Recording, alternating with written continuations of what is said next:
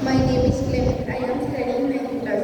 మనుషుల భాషలోను దేవతల భాషలోను నేను మాట్లాడడానికి రోజుడు కలిసి గణగణలాడి ప్రార్థన ప్రవచించు కృపావరము కలిగి జ్ఞానం ప్రవచించు కృపావరము